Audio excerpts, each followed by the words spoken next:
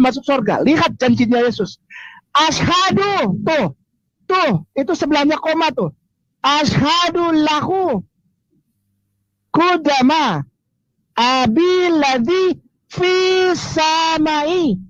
Itu baru masuk ke langit, bukan ke surga. Belum. Tidak ada kata surga. Yesus tidak menjamin surga. Yesus tidak menjamin surga. Tapi fi samai artinya ke langit.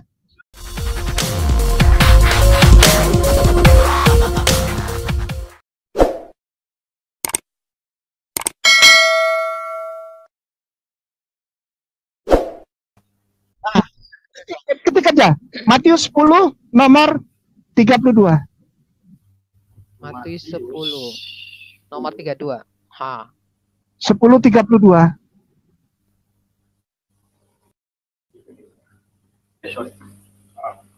Oke, siap. Ya, baik, besarkan saya baca. Oke, baik, Kakak.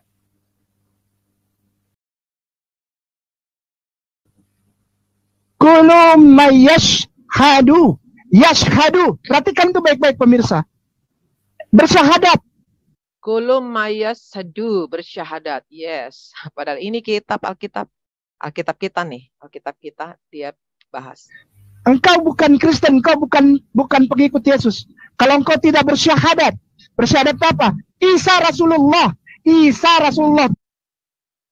Kita bukan Kristen, Bu, kalau tidak bersyahadat. Karena ternyata Yesus itu adalah itu Isa. Tuh. Kullu mayashhadu.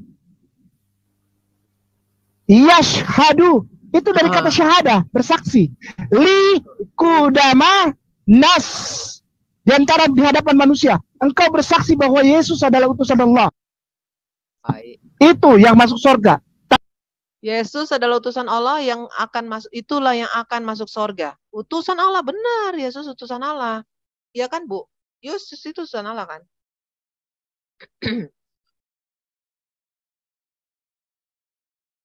Tapi apakah betul engkau masuk surga? Lihat janjinya Yesus.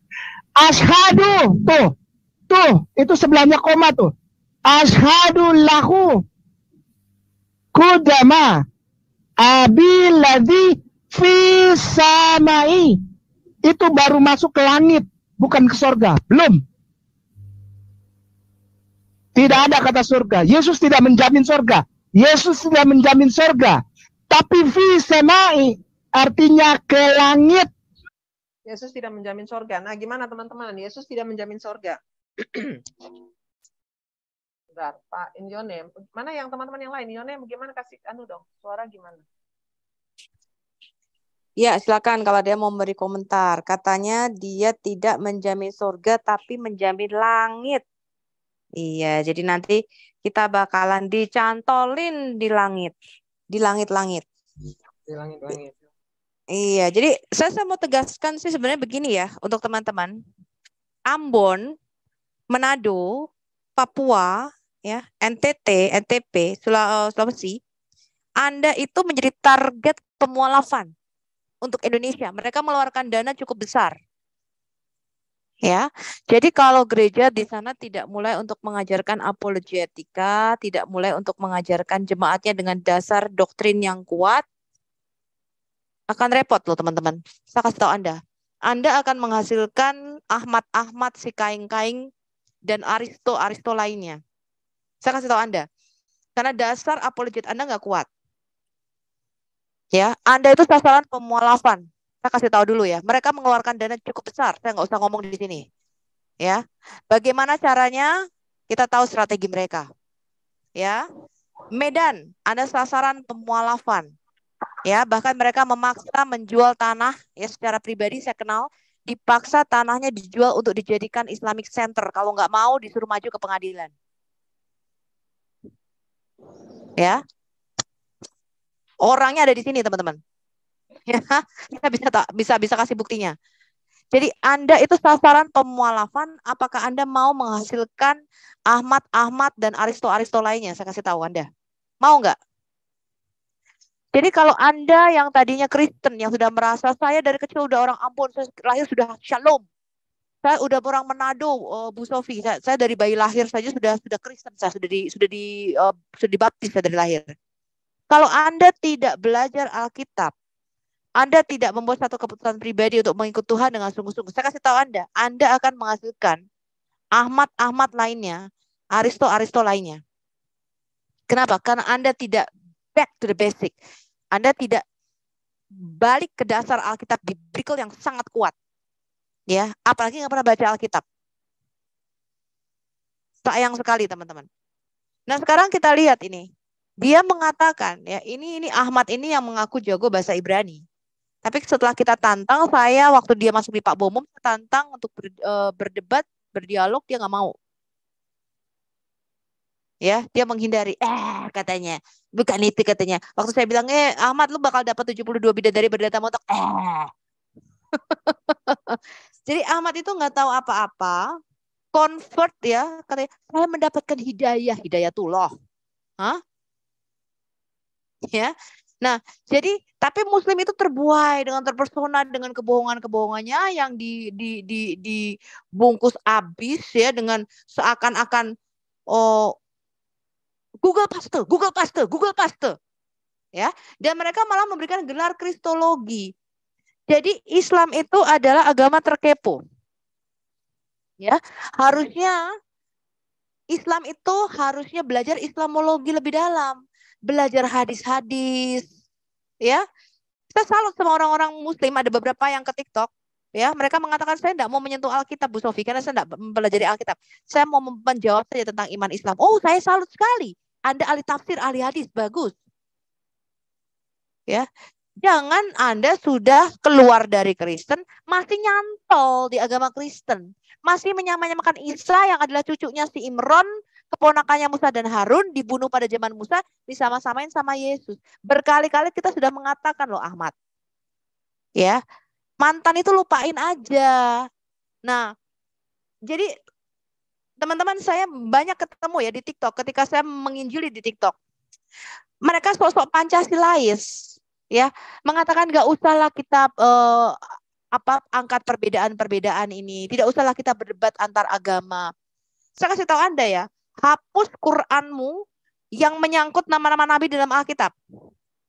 Ya, jangan lagi pakai nama Ibrahim, jangan nyolong nabi-nabinya Alkitab. Jangan pakai nama Musa yang ada Musa, semua kisah Musa dihapus. Yang ada si Isa yang kamu sama-sama dihapus. Jangan Quranmu kepo ngata-ngatain, menyamakan Nasrani dengan Kristen dan Yahudi, ngata-ngatain orang Yahudi, kemudian kami tidak boleh menjawab Quranmu. Bahkan ada yang munafik begini, sudahlah kalau di Quran itu memang kami mengatakan kalian orang kafir, tapi itu internal aja kok. Jadi kami kalau diam-diam di antara sesama Muslim, kami boleh ngatain kalian kafir, boleh penggalah kepala kalian, penggal kepala orang kafir. Tapi itu tidak untuk diskusi umum, katanya begitu. Ya, jadi ini agama paling munafik. Beda. Ya, kalau kita melihat compare to Hindu atau Buddhis atau agama lain, kita tidak terlalu banyak gesekan. Kenapa? Karena mereka punya their own system of belief. Mereka punya konsep surganya sendiri, konsep agamanya sendiri beda dengan Kristen. Nggak pernah mencantol-cantolkan diri ke Kristen. Islam ini beda, teman-teman. 90% isi Quran itu Alkitab.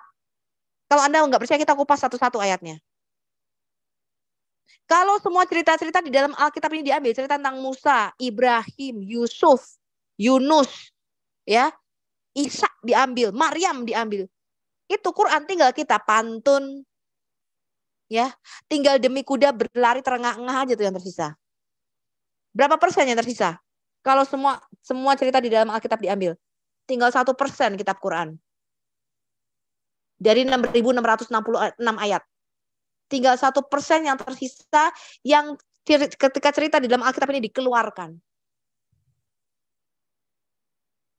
Nah, sekarang saya mau Anda menanggapi sesuatu mengenai bagaimana gereja ini apologet ini ya lebih banyak dihasilkan dari mantan-mantan Kristen, Yahya Waloni, Felix Xiao, mantan Katolik, Tere Pardede, Irene Handono, siapa lagi?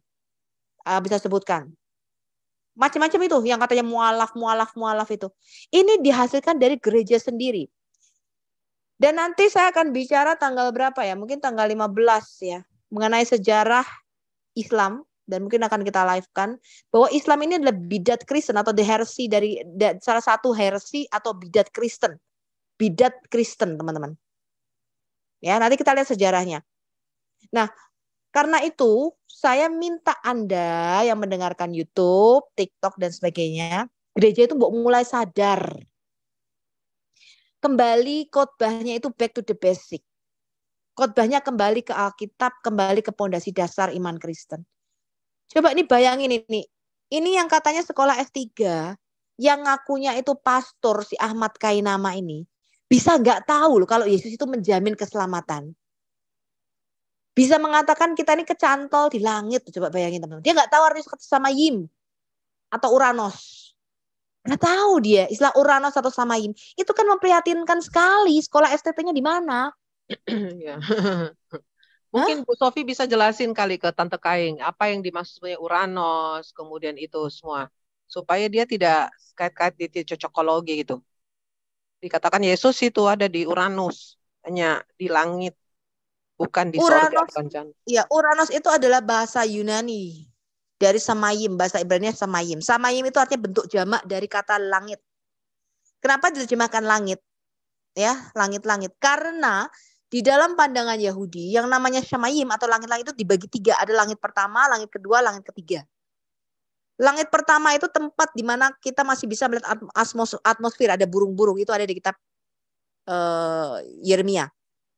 Kemudian langit kedua itu tempat di mana bintang-bintang. Ini bicara langit kedua, ada bintang, ada planet, ada galaksi, semua itu bicara the second heaven. Langit ketiga itu bicara dimensi roh, tempat Tuhan bertahta. Ya. Jadi ketika dikatakan Yesus naik, coba kita buka dulu Ibrani 9, bisa ada yang buka nggak? Ibrani 9 ayat 23, 24, ada yang bisa buka? Laptop saya masih di charge sih soalnya. Coba kita buka, Yesus naik kemana? Apakah betul Yesus kecantol di atap? Kalau di dalam Islam, Nabi Isa itu terangkat ke surga, itu bukan melalui Bukit Zaitun ya, seperti dalam Alkitab. Tapi di dalam sebuah rumah, lalu dia terangkat ke langit-langit, nabrak ini loh, apa? Mungkin naik lewat apa tuh namanya kalau di sini tuh apa namanya yang buat pemanas ruangan tuh, pipa, yang kayak ada Sinterklas turunnya lewat pemanas. Lewat atap, naiknya lewat atap. Coba bisa buka Ibrani, ada yang bisa buka Ibrani 9? Tolong Bro Dev, boleh bantu ya, karena ini lagi recording dan dia nggak bisa minimize. Ntar aku bacakan aja deh. Kita bacakan aja langsung ya. Nggak usah dibuka ya. Ya oke. Coba kita buka, Yesus kemana naiknya? Kita buka Ibrani.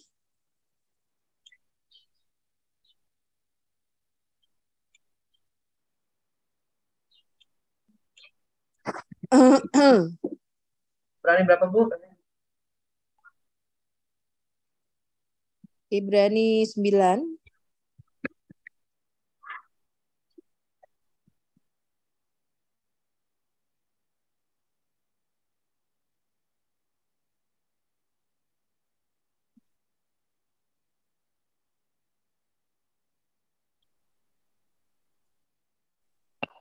Ini udah. Ibrani 9 ayat berapa?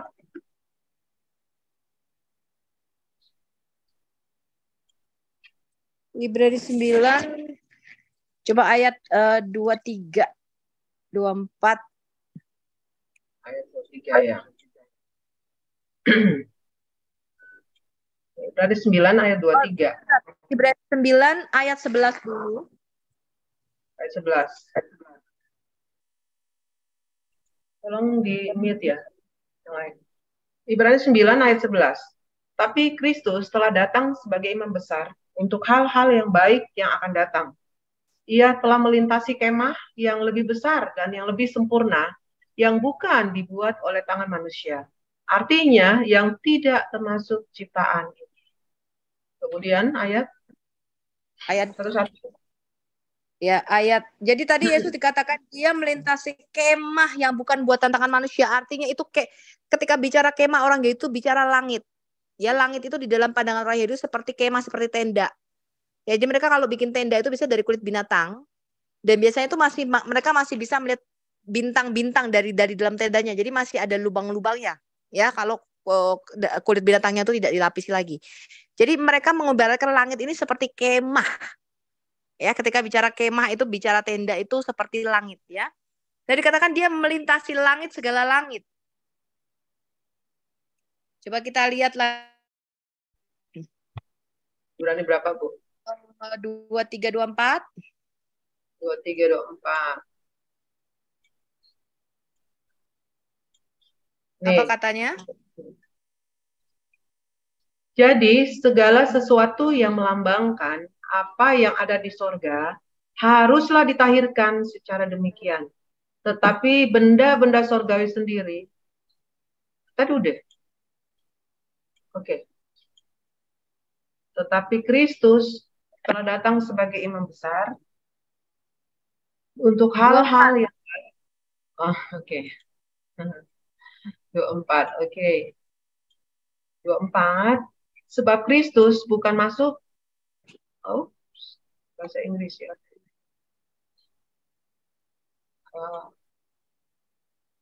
Bisa dari itu ya. Ibrani 9 ayat 24. Ayat 24. Sebab Kristus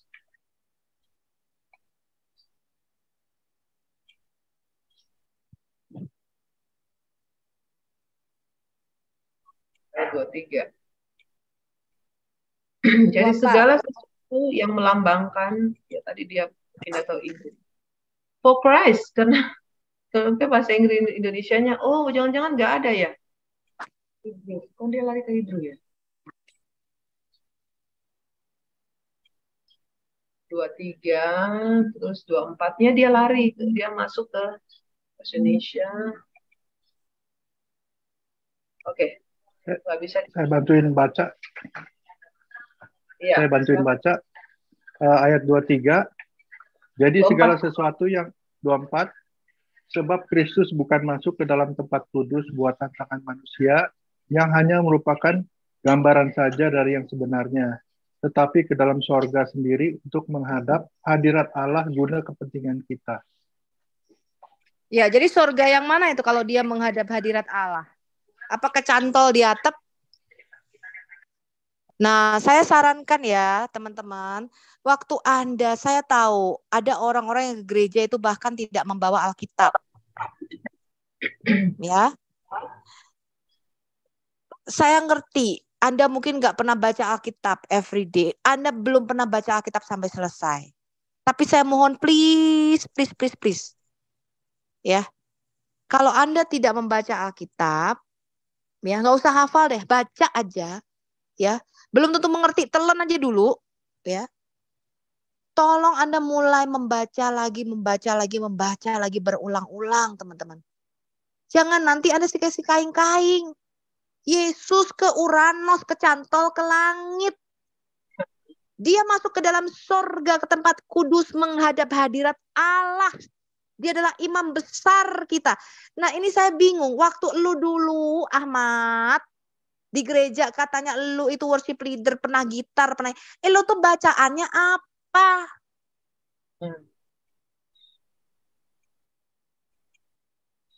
Bentar, saya masih ada telepon. Lanjutin dulu, Bu.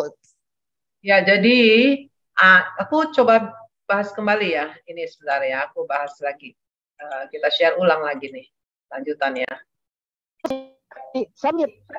Wajalasa an yamini lillahi Sayyiduna dari Hongkong, baca Samai. Nggak ada. Yesus tidak pernah menjanjikan masuk surga kau. Itu aja syaratnya berat. Perhatikan itu baik-baik pemirsa. Bersyahadat. Engkau bukan Kristen, engkau bukan pengikut Yesus. Kalau engkau tidak bersyahadat apa? Isa Rasulullah tuh.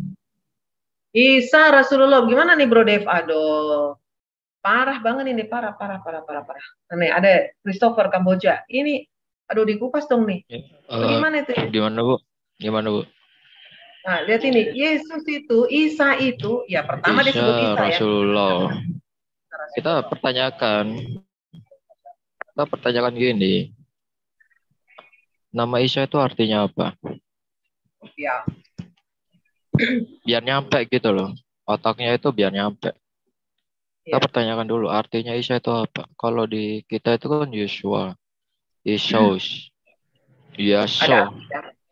Dan gitu kan banyak arti. Gitu loh.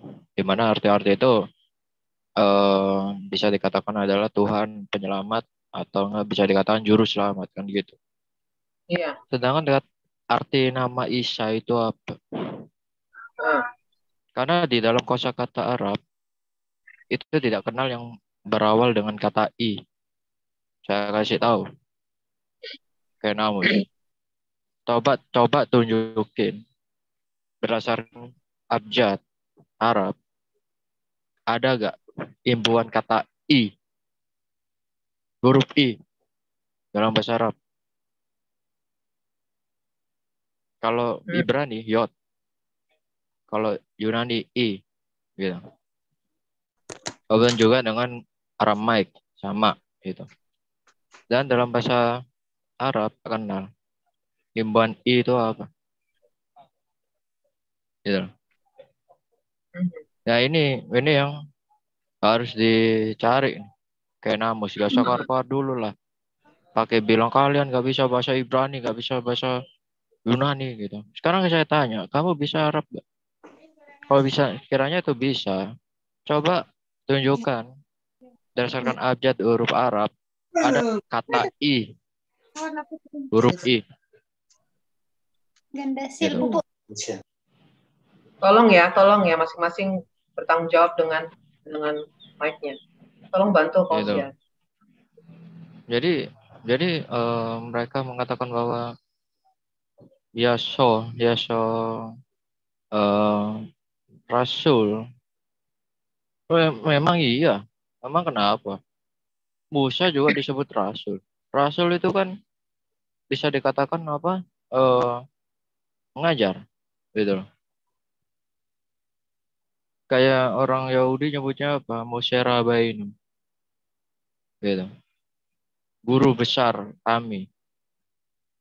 Orang Kristen juga percaya Yesus, Yeshua Rabbeinu, gitu. Cuman ya apa salahnya, gitu loh. Nah, sedangkan kita tunjukin aja arti Isa itu apa, gitu. Ya ini yang terap kali selama 1400 ya tahun. semenjak tahun yang lalu itu nggak ada arti nama Isa itu apa. Arti nama Isa tidak ada ya? Wow. Nggak ada. Terus Gitu. kenapa Sampai sekarang lo Isa artinya apa lo tanya orang Muslim? Gak ada yang tahu. Nah, nggak ada yang tahu. Dalam bahasa Arab, orang Arab nyebutnya Yaso. Nah, terus habis itu, ya kan, gitu. Dan Isa itu apa artinya? Baru disebut-sebut di sini Isa itu Rasul, bukan Tuhan dan oke kita lanjut coba ya. Kullu ma yashhadu. Yo. Yashhadu itu dari kata syahada, bersaksi. Li kudama nas di antara di hadapan manusia. Engkau bersaksi bahwa Yesus adalah utusan Allah. Itu yang masuk surga. Tapi apa? Itu Matius berapa, Bu? Coba kita buka dulu Matius 10:32. Buka total, Bu. Dia cuma ambil sepotong-sepotong. Kita buka total ya.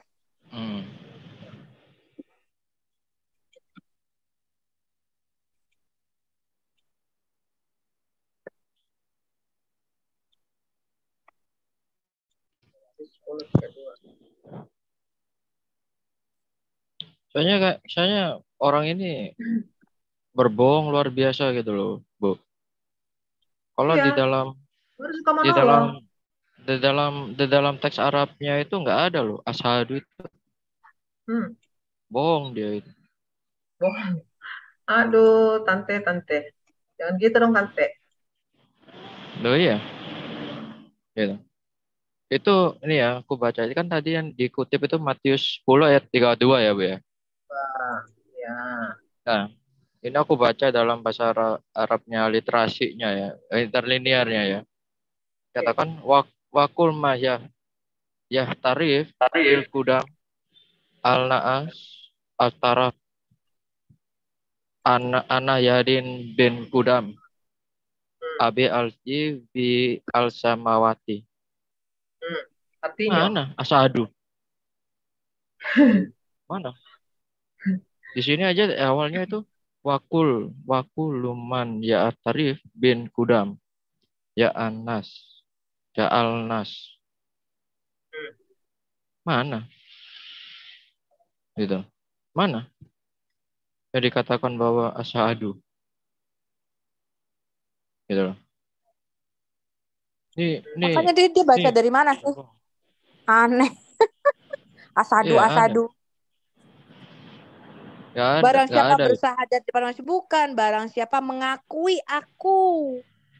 Ya, mengakui dia sebagai apa? Sebagai Mesias. Kamu tahu nggak arti Mesias?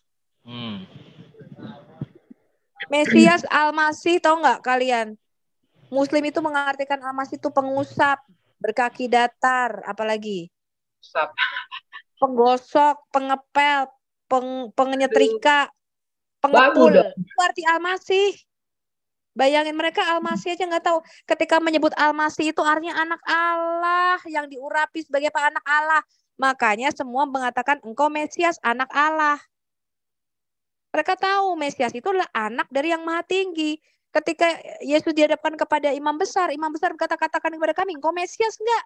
Anak Allah, anak dari yang maha tinggi.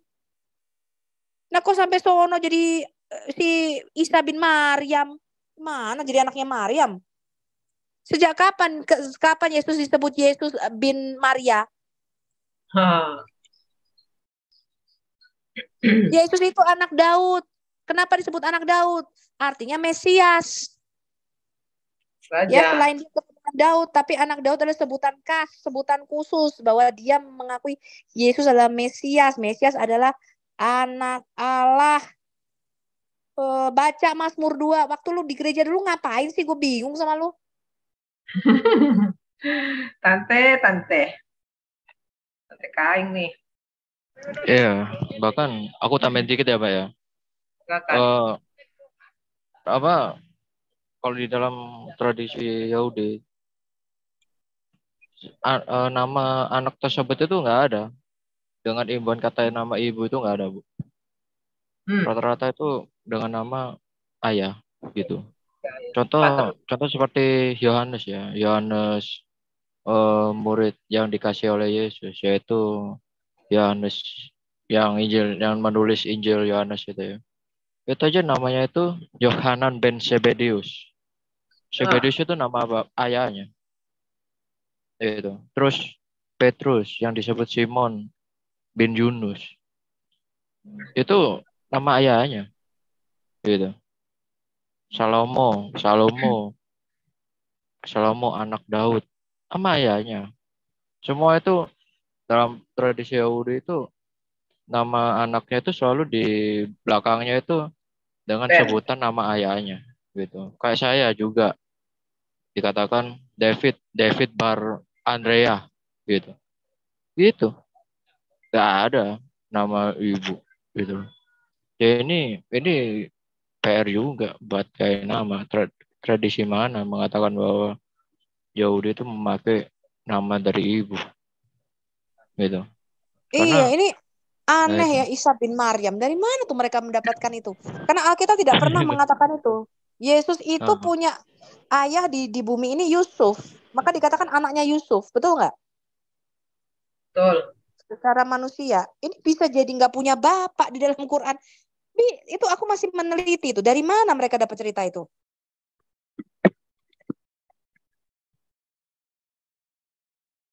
Iya. Ini kita lanjut lagi ya. Nah, sebentar. Mana lagi? Ini lucu sih sebenarnya, kita harus tertawa juga, lihat. Tertawa dulu deh buat Tante Kain nih. Betul engkau masuk surga. Lihat janjinya Yesus. Ashadu, tuh, itu sebelahnya koma tuh. Ashadu lahu kudama abiladhi fi samai. itu baru masuk ke langit, bukan ke sorga. Belum. Belum ke surga, baru langit. Apa bedanya loh surga sama langit? Nah, itu. Baru dia katakan di sini, padahal bahasa Indonesia jelas loh, siapa mengakui aku di hadapan manusia, aku pun akan mengakuinya di hadapan Bapakku di surga. Kita Kain nggak mengerti ke bahasa Indonesia, kok sampai mau bahasa Arabnya baru salah pula kali dia menjawab. Gimana nih? Ya, aku share ya. Ini aku pindah ke Google Translate ya, Bu ya. Ya. Translate itu ada bacaannya. Mana kata asyhadu itu mana? Di mana? Di situ aja wakul ya tarif bi kudam al naas ahtaraf ana ayidan. Mana? Asyhadu itu. Keramus, mana? Gitu. Kita itu sudah jenuh mendengar kebodohan. Gitu. Nah, kamu tunjuk itu suatu hal yang kebodohan. Gitu. Kita sudah berhenti menjadi orang bodoh. Kita berusaha untuk menjadi orang yang pintar. Pintar dalam artian meneliti. Gitu. Mana? Kata ini asyhadu. Fakulu man jahit tarif bi kudam. Hah? Mana kayak namus? Percuma kamu nunjukin bahasa Arab. Kenapa sekalian juga nggak kamu baca itu? Yunani. Yunaninya sekalian nggak kamu baca itu kenapa? Kamu katanya bisa bahasa Yunani. Ya. Ya, sekalian dijelasin juga, katanya Yesus itu tidak berada dia hanya ada di langit, Uranus. Aduh, apa itu maksudnya? Dia hanya ada di Uranus, langit. Bahkan nanti lebih lanjut lagi kita akan melihat bahwa Yesus ada di rukun Yamani. Wow. Ya kita counter balik juga, Bu. Iya ya. Berarti Allah SWT itu di Arsy. Arsy itu tempatnya di mana? Iya. Nah, ini kita lihat lagi ya. Kita lihat lagi nih. Sama ini, Bu. Saya ingin pertanyakan juga ke Kainamus. Satu aja. Silakan. Coba jelaskan pada kita ini kaum kafir yang kalian anggap kami itu orang kafir. Coba jelaskan berdasarkan Al-Imran 55. Sesungguhnya dia berada di sisinya. Pertanyaan, sesungguhnya ini Allah SWT ini kedudukannya di tingkat langit keberapa? Ulang lagi. Langit ketujuh atau langit kedua? Langit ketujuh atau ke langit kedua? Nah loh, dia bilang. Ya itu Isa kan diangkat di sisinya Allah ya nggak? Iya. Iya. Dasar lu Ahmad. Kemiri, silakan. Lu ya, ketampol. Iya. Apa lupa si tante ke nama ini si Momo waktu ke Isra Mi'raj itu kan ketemu Allahnya itu terima apa itu sholat itu kan di langit apa terakhir ketujuh ya? Hah? Jadi sama aja. Rumah SWT juga di langit ya. Langit rumahnya SWT. Masa bisa makan? Iya ya itu aja maksudnya. Iya. Langit ketujuh Arsy, ya itu. Kalau karena Yesus yang ketiga. Karena gini, Bu, percaya saja. Karena ini adalah salah satu kerancuan yang bikin saya gagal. Jadi sebenarnya ini Allah SWT ini sebenarnya itu di langit keberapa? Langit ke-7 atau langit kedua? Karena di Quran sendiri bilang Isa kembali di sisinya. Gitu. Kenapa di dalam sunnah mengatakan bahwa ketika Isra Mi'raj baginda itu ketemu dengan Isa itu di langit kedua. Ya betul. Nah, sesungguhnya Allah Subhanahu wa Ta'ala ini sesungguhnya itu di langit keberapa?